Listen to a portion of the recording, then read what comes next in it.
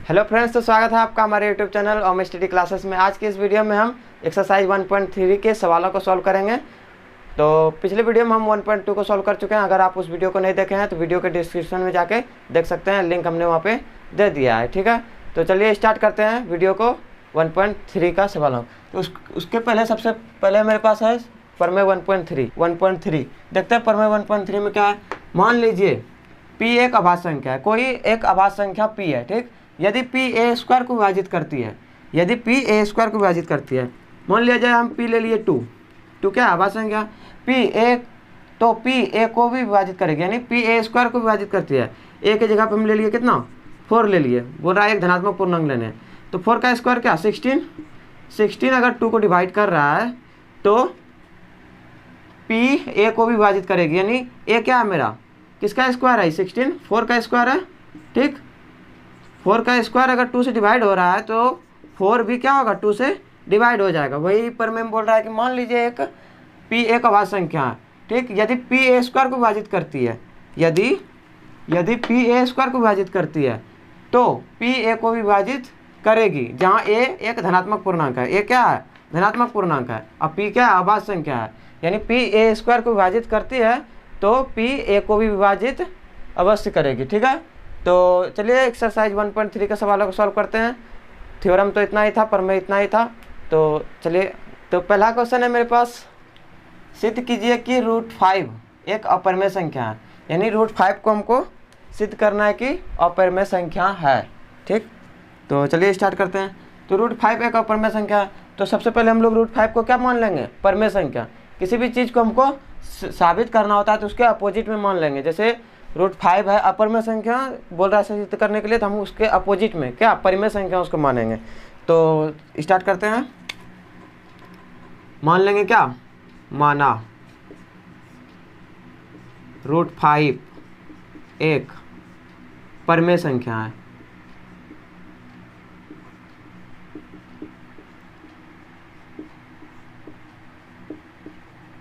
माना √5 एक क्या है, परिमेय संख्या है। ठीक, तो परिमेय संख्या को हम किस में लिखते थे, P/Q के फॉर्म में लिखते थे।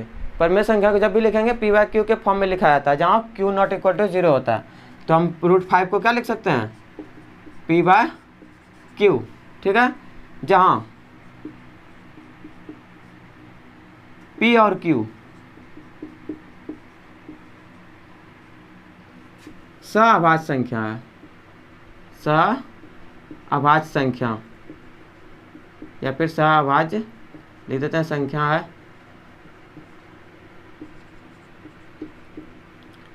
Q ≠ 0। अब सअभाज्य संख्या क्या होता है, को प्राइम नंबर। ठीक, तो सअभाज्य संख्या होता है जिसका HCF,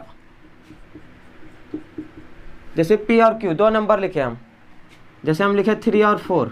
ठीक है, 3 और 4, या फिर लिखे 2 और 3। तो इसका HCF जो आएगा, कॉमन फैक्टर जो आएगा वो क्या आएगा, 1 आना चाहिए। उसी को हम लोग बोलते हैं सअभाज्य संख्या। तो इसमें P और Q क्या है, सअभाज्य संख्या है, जहाँ Q ≠ 0 है। Q क्या है, 0 के बराबर नहीं होना चाहिए। ठीक, तो अब हम यहाँ से स्टार्ट करते हैं। इसमें क्या कर देंगे, दोनों तरफ वर्ग कर देते हैं। दोनों तरफ वर्ग करने पर जब इधर वर्ग करेंगे, जैसे मेरे पास यहाँ √5, ठीक, इसका जब वर्ग करेंगे तो यहाँ भी रूट है और स्क्वायर है। जब भी स्क्वायर और रूट दोनों रहे तो स्क्वायर हट जाता है और रूट भी हट जाता है। ठीक, तो सिर्फ क्या बच जाएगा मेरे पास 5, यानी हम इसको लिख सकते हैं √5 इंटू में क्या, √5 लिख सकते हैं, 2 बार है तो स्क्वायर। अब 5 × 5 कितना हो जाएगा 25, और 25 किसका स्क्वायर है, 5 का स्क्वायर है, तो इसका हो जाएगा 5। इसलिए डायरेक्ट हम क्या लिख देंगे, जब भी स्क्वायर और अंडर रूट दोनों रहे तो उसमें क्या हो जाएगा, सिर्फ डिजिट को हमको ले लेना है। तो इसका क्या हो जाएगा 5। ठीक,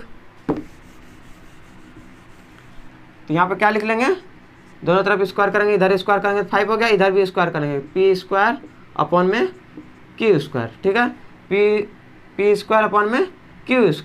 अब हम क्या करेंगे, P² = क्या हो जाएगा 5Q²। P square is equal to क्या हो जाएगा 5 की स्क्वायर। इसको समीकरण 1 मान लेंगे, इक्वेशन फर्स्ट। अब हम पी स्क्वायर को क्या लिख सकते हैं, जब भी 5 मल्टीप्लाई में पक्षांतर करेंगे, जब भी 5 क्या है यहाँ मल्टीप्लाई में, तो इसको हमको क्या करना है पक्षांतर करना है, तो हम 5 यहाँ क्या कर देंगे डिवाइड में ले लेंगे, ठीक, is equal to Q square. अब मेरे पास ये क्या हो रहा है, पी स्क्वायर किससे विभाजित हो रहा है 5 से विभाजित हो रहा है, तो लिख देंगे चूँकि पी स्क्वायर 5 से विभाजित है, चूँकि पी स्क्वायर 5 से विभाजित है, इसलिए पी भी 5 से विभाजित होगी।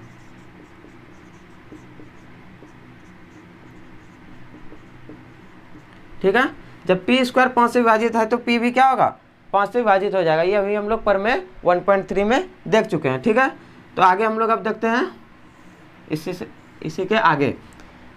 जब p भी 5 से विभाजित है तो हम इसमें लिख सकते हैं ना, जैसे p का मल्टीपल, जैसे P square equal to 5 Q दिया हुआ है, तो हम जैसे पूर्णांक लिख सकते हैं p इज इक्वल टू क्या लिख सकते हैं 5 का, जब भी 5 से डिवाइड हो रहा है पी स्क्वायर, तो हम लिख सकते हैं ना 5r, r जहाँ क्या हो गया, r क्या हो गया पूर्णांक, जहाँ r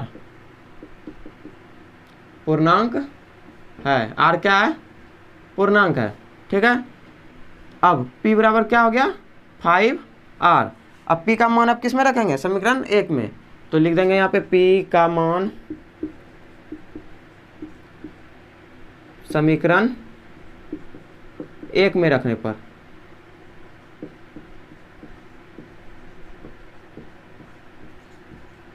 p का मान किस में रखेंगे समीकरण 1 में, p का मान क्या है मेरा 5r, तो पहले समीकरण लिख देते हैं क्या, P square is equal to 5 Q square, P square के जगह किसका स्क्वायर कर देंगे 5r का स्क्वायर कर देंगे, is equal to 5 Q square 5r square, तो 5 का स्क्वायर हो जाएगा 25 और फिर r square is equal to 5 Q square, 5 5 जा 25, यहाँ हो गया 5r square is equal to Q square, तो r square equal to Q square by 5। अब यहाँ क्यू स्क्वायर किससे डिवाइड हो रहा है 5 से डिवाइड हो रहा है, तो लिख देंगे चूँकि क्यू स्क्वायर 5 से विभाजित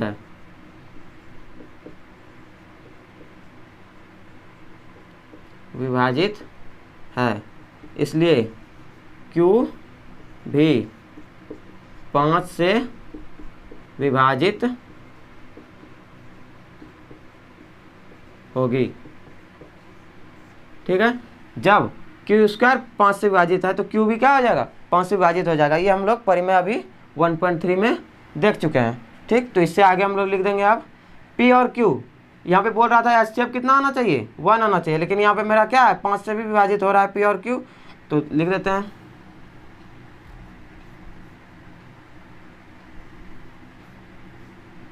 अतः पी और क्यू दोनों क्या है 5 से विभाजित है, तो लिख देंगे दोनों 5 से विभाजित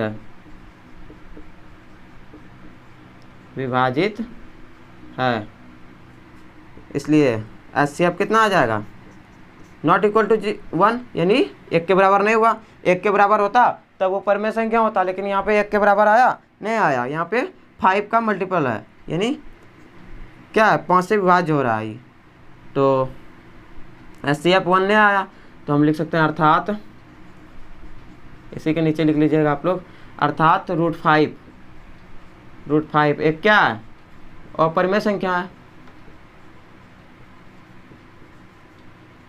√5 एक क्या है अपरिमेय संख्या है। ठीक है, तो एग्ज़ाम में निश्चित ही क्वेश्चन पूछता है, तो इसको आप स्क्रीनशॉट भी ले सकते हैं, बहुत इंपॉर्टेंट क्वेश्चन है एग्जाम के दृष्टिकोण से। तो चलिए आगे देखते हैं। अगर यहाँ पे √5 है, अगर यहाँ पे बोल देगा √2, तो इसी तरह से हम प्रोसेस रहेगा उसका भी। √3 बोल दिया, अगर 3 5 7 कुछ भी बोल दिया 11, तो उसका क्या हो जाएगा प्रोसेस यही सेम रहेगा। ठीक, तो एक बार समझाते हैं फिर से। माना √5 एक क्या है एक परिमेय संख्या मान लिए उसके अपोजिट में। अब परिमेय संख्या हमको सिद्ध करना है तो उसके अपोजिट में मान लिए। तो परिमेय संख्या को हम किसके रूप में लिख सकते हैं? p/q के रूप में लिख सकते हैं। दोनों तरफ हम लोग क्या कर दिए? वर्ग कर दिए। तो दोनों तरफ वर्ग कर दिए, √5 का स्क्वायर 5 हो गया। यहाँ पे क्या हो गया? p²/q²। अब p² को फ्री कर दिए, यहाँ पे क्या हो गया? मल्टीप्लाई हो गया 5q²। अब यहाँ 5 मल्टीप्लाई में तो इधर आके क्या हो जाएगा? डिवाइड में, यानी p²/5 = q²। जब p² 5 से विभाजित हो रहा है, ठीक, तो p² जब 5 से विभाजित हो रहा है तो p भी क्या होगा? 5 से विभाजित हो जाएगा, ठीक। तो p भी 5 से विभाजित होगी। ये प्रमेय हम लोग 1.3 में देख चुके हैं। तो आगे हम समझ में आ गया होगा। देखते हैं क्वेश्चन नंबर 2 को। नेक्स्ट क्वेश्चन है मेरे पास, सिद्ध कीजिए कि 3 + √5। आपको अब की बार हमको सिद्ध क्या करना है? 3 + 2√5, सॉरी 2√5 है यहाँ पे। तो अब की बार सिद्ध करना है 3 + 2√5 एक अपरिमेय संख्या है। तो उसी तरह हम लोग कर लेते हैं जैसे पिछले क्वेश्चन को किए थे। तो इसको क्या मान लेंगे? उसके अपोजिट में, अपरिमेय संख्या के अपोजिट क्या? अपरिमेय संख्या। तो इसको मानेंगे, माना 3 + 2√5 एक क्या है? परिमेय संख्या है, एक परिमेय संख्या है। तो परिमेय संख्या किसके फॉर्म में लिखते हैं? 3 + 2√5 = किसके फॉर्म में रहना चाहिए? p और q के फॉर्म में रहना चाहिए। q ≠ 0 और इन दोनों का HCF कितना आना चाहिए? HCF pq का 1 आना चाहिए। क्या कि दोनों क्या सहभाज्य है। इसमें लिख देते हैं पहले, जहाँ p और q सहअभाज्य है, ठीक है। और HCF pq का इतना आना चाहिए, q ≠ 0, q कभी भी 0 नहीं होना चाहिए, ठीक है। तो अब हम लोग क्या करेंगे? 3 इधर प्लस में है तो उधर पक्षांतर कर देते हैं उसका। तो 2 + √5 = क्या आ जाएगा? p/q - 3। इधर प्लस में था तो उधर हो गया तो माइनस हो गया, ठीक, पक्षांतर कर दिए। अब हमको क्या करना है? 2 यहाँ मल्टीप्लाई में है, 2 क्या है? मल्टीप्लाई में। तो इसका भी हम लोग चेंज कर देंगे। तो √5 = क्या आ जाएगा? p/q - 3/2। तो जब ये परिमेय संख्या है, p/q क्या है? परिमेय संख्या है। और परिमेय संख्या में परिमेय संख्या ये क्या है? परिमेय संख्या है। परिमेय संख्या में परिमेय संख्या घटाएंगे तो क्या हो जाएगा? परिमेय संख्या होगा। परिमेय संख्या से भाग देंगे तो क्या होगा? परिमेय संख्या होगा, ठीक। तो जब ये मेरा परिमेय संख्या है और ये क्या है? हम जानते हैं ये क्या है? अपरिमेय संख्या है। तो लिख देते हैं, चूंकि p/q - 3/2 एक परिमेय संख्या है, ये जान रहे हैं हम, परिमेय संख्या है। और हम जानते हैं कि क्या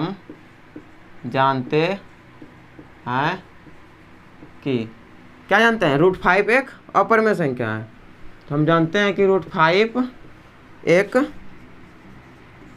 अपरिमेय संख्या है। √5 क्या है? अपरिमेय संख्या। अभी तुरंत पिछले क्वेश्चन में हम पता कर चुके हैं। तो √5 एक अपरिमेय संख्या है, तुरंत सिद्ध कर चुके हैं अभी √5 को। तो √5 क्या है? अपरिमेय संख्या है। तो अपरिमेय संख्या और परिमेय संख्या कभी भी बराबर होगा? कभी भी बराबर नहीं होगा। तो हम लोग इसको डायरेक्ट क्या लिख देंगे? चूँकि तो इसलिए HCF, सॉरी, ये जो मेरा यहाँ पे है √5 = p/q - 3/2, ये क्या है? बराबर नहीं है। पर अपरिमेय संख्या = परिमेय संख्या होगा? नहीं होगा। तो √5 ≠ p/q - 3/2, यानी इसके बराबर ही नहीं होगा, ठीक। अतः क्या था मेरे पास? 3 + √2 जब बराबर नहीं आया, 3 + 2√5 जब बराबर नहीं आया, ये परिमेय संख्या इसके बराबर नहीं आया ही, तो क्या ही सही है? तो ये नहीं है। तो ये क्या है? एक अपरिमेय संख्या है, एक अपरिमेय संख्या है। अगर ये परिमेय संख्या के बराबर आया था तो परिमेय संख्या रहता, लेकिन ये परिमेय संख्या के बराबर आया नहीं आया, तो क्या आई, अतः 3 + 2√5 एक अपरिमेय संख्या है। ठीक, इतना आपको ध्यान में रखना है। तो चलिए आगे देखते हैं क्वेश्चन नंबर 3। नेक्स्ट क्वेश्चन है मेरे पास, सिद्ध कीजिए कि निम्नलिखित निम्नलिखित संख्या मेरे पास दिया हुआ है, संख्याएं अपरिमेय है, यानी इसको भी क्या करना है, अपरिमेय हमको सिद्ध करना है। चलिए एक एक करके स्टार्ट करते हैं। सबसे पहले क्वेश्चन नंबर फर्स्ट क्या है, 1/√2। तो इसको भी हम लोग क्या मान लेंगे, परिमेय संख्या। सबसे पहले क्या मान लेंगे इसको, परिमेय संख्या। तो माना 1/√2, माना 1/√2 एक क्या है, परिमेय संख्या है।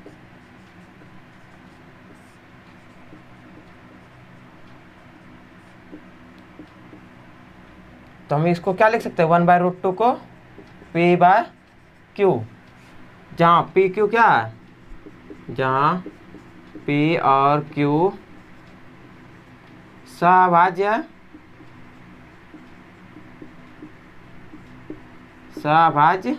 है, Q ≠ 0 होना चाहिए।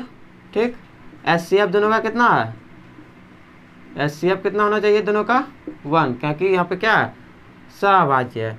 ठीक, अब हम लोग क्या करेंगे, क्रॉस मल्टीप्लिकेशन कर देते हैं, यानी Q = क्या हो जाएगा, Q = हो जाएगा, सॉरी पहले वर्ग कर लेते हैं सब सही रहेगा। तो दोनों तरफ वर्ग करने पर, दोनों तरफ वर्ग करने पर, दोनों तरफ क्या करेंगे, वर्ग कर देते हैं। तो √2 का स्क्वायर, तो √5 का स्क्वायर 5 आया था, √5 का स्क्वायर क्या आया था, 5। तो √2 का भी स्क्वायर क्या आ जाएगा, 2। तो 1/2 हो जाएगा ये। इधर क्या हो जाएगा, P²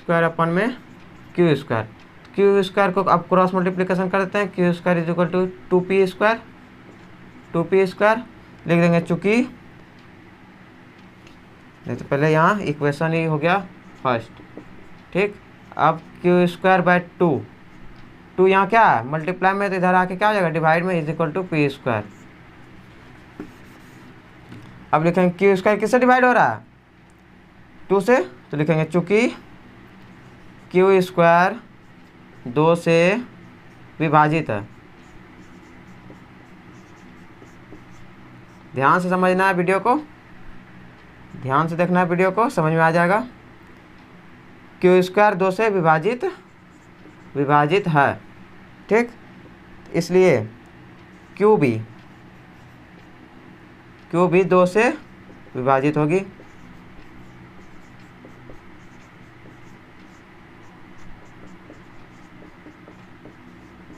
ठीक, Q भी क्या हो जाएगा, 2 से विभाजित हो जाएगा। अब आगे Q =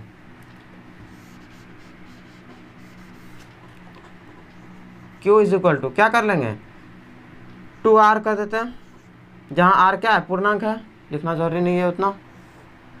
ठीक, जहाँ R क्या है, पूर्णांक है। अब Q का मान किस में रखेंगे, समीकरण 1 में, तो लिख देते हैं यहाँ पे Q का मान समीकरण 1 में रखने पर,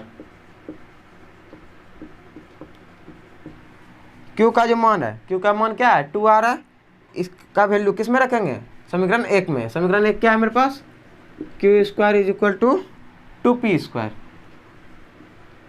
2P²। Q की जगह पे हमको क्या रखना है, 2R, तो Q की जगह पे हम लोग क्या रख देंगे, 2R। यहाँ पे स्क्वायर है तो इसका क्या हो जाएगा, स्क्वायर। ठीक है, स्क्वायर है तो क्या हो जाएगा, यहाँ पे स्क्वायर। ठीक, 2P², इधर तो 2P² है। अब 2 का स्क्वायर क्या हो जाएगा, 4R², तो ये R का स्क्वायर R², इधर 2P का स्क्वायर। ठीक, 2 2 = 4 कट गया, तो यहाँ पे क्या आ गया, 2R² = P²। तो R² = P²/2। अब P² को क्या लिख सकते हैं, P² 2 से विभाजित है, चूँकि P² 2 से विभाजित है। पर मैं 1.3 क्या चल रहा है यहाँ पे, प्रमेय 1.3 का जो अभी बताए थे तुरंत, पी स्क्वायर 2 से विभाजित है, तो इसलिए पी भी 2 से विभाजित होगी। जब पी स्क्वायर 2 से विभाजित है तो पी भी क्या हो जाएगा, 2 से विभाजित हो जाएगा। ठीक, ये पर में हम लोग 1.3 में देख चुके हैं। ठीक, तो अब पी और क्यू क्या है, दोनों किससे विभाजित हो रहा है, 2 से, अतः पी और क्यू दोनों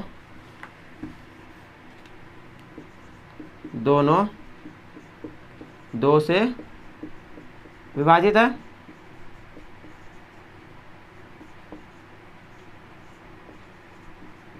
पी और क्यू दोनों 2 से विभाजित है, तो इसका HCF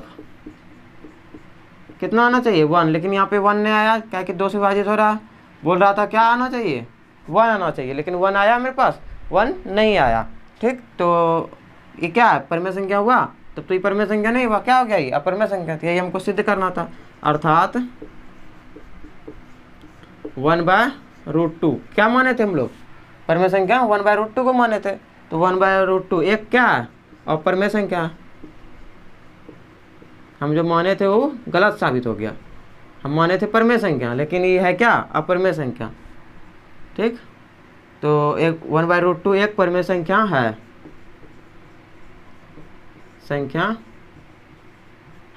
ठीक, आप चाहे तो स्क्रीनशॉट भी ले सकते हैं। ठीक है, तो अब नेक्स्ट देखते हैं, इसको अब हटा देते हैं।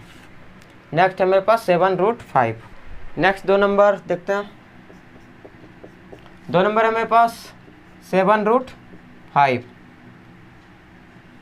7√5 इसको भी वही अपरमेय संख्या सिद्ध करना है, तो पहले माना, इसको क्या मान लेंगे, परमेय संख्या। तो 7√5 एक क्या है, परमेय संख्या है, एक परमेय संख्या है। ठीक है, 7√5 क्या है, एक परमेय संख्या है। तो 7√5 को हम क्या लिख सकते हैं, जब परमेय संख्या है तो हम इसको लिख सकते हैं p/q। ठीक, 7√5 को क्या लिख सकते हैं, p/q, जहाँ p और q क्या है, सभाज्य। p और q क्या है,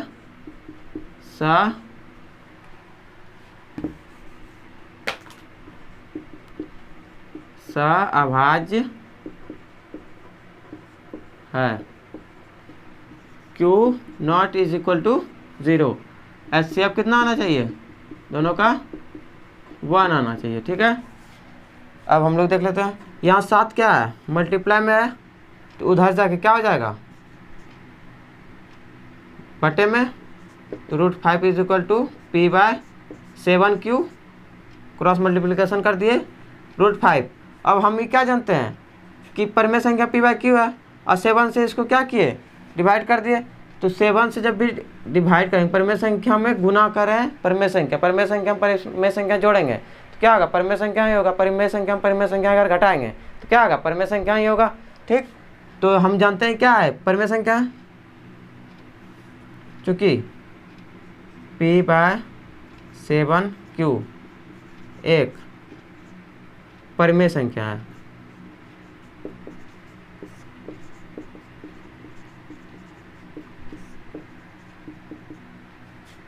और हम जानते हैं कि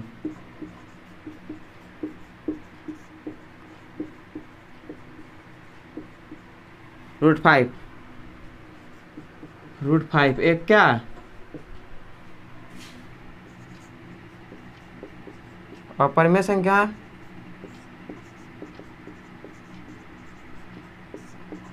√5 एक अपरमेय संख्या है। तो कभी भी अपरमेय संख्या और परमेय संख्या बराबर नहीं होगा। हम इसको ऐसे नहीं लिख सकते हैं, अपरमेय संख्या इज इक्वल टू परमेय संख्या, इस तरह नहीं लिख सकते हैं। ठीक, ये जब भी होगा बराबर नहीं होगा। ठीक।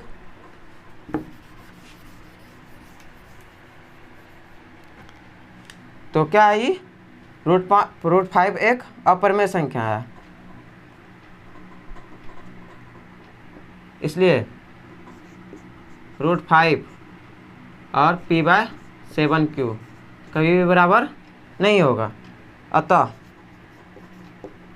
क्या माने थे हम, 7√5, तो 7√5 एक क्या है, अपरिमेय संख्या है। बहुत ही शॉर्ट में हो गया।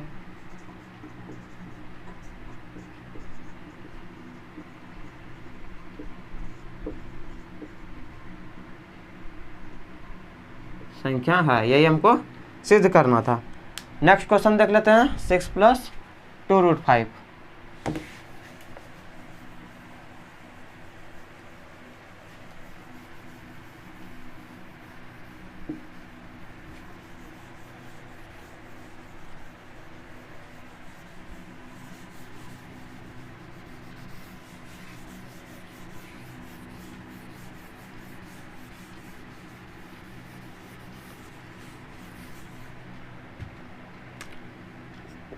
नेक्स्ट थर्ड नंबर क्वेश्चन है मेरे पास, 6 + 2√5।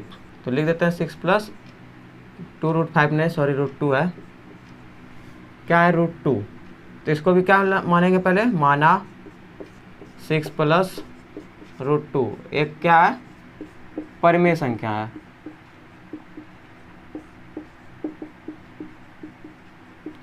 सब में क्या मानेंगे, उसके अपोजिट में।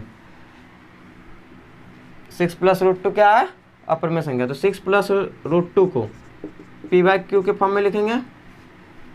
अब √2 यहाँ पे है, i6 है, तो 6 को हम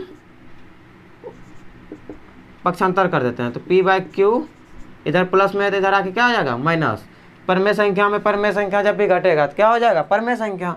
ठीक, इसमें q ≠ 0 सहभाज्य भी लिख सकते हैं, कोई दिक्कत नहीं है। ठीक, HCF क्या आना चाहिए, PQ का 1। ठीक, तो ये हम लोग क्या जानते हैं, ये जो है मेरे पास p/q - 6 ये क्या है, परिमेय संख्या है। चूँकि p/q - 6 एक परिमेय संख्या है।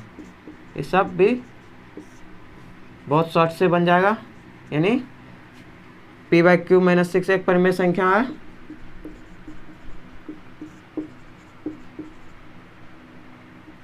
तथा हम जानते हैं कि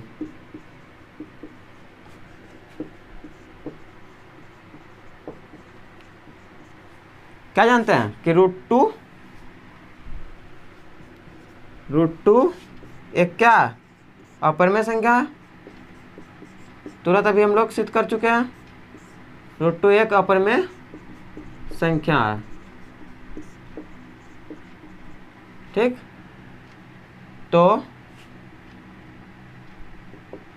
√2 नॉट इक्वल टू क्या, p/q - 6, यानी कभी भी बराबर नहीं होगा। अतः हम लोग क्या लिख देंगे, अतः 6 + √2 एक क्या है, अपरिमेय संख्या है।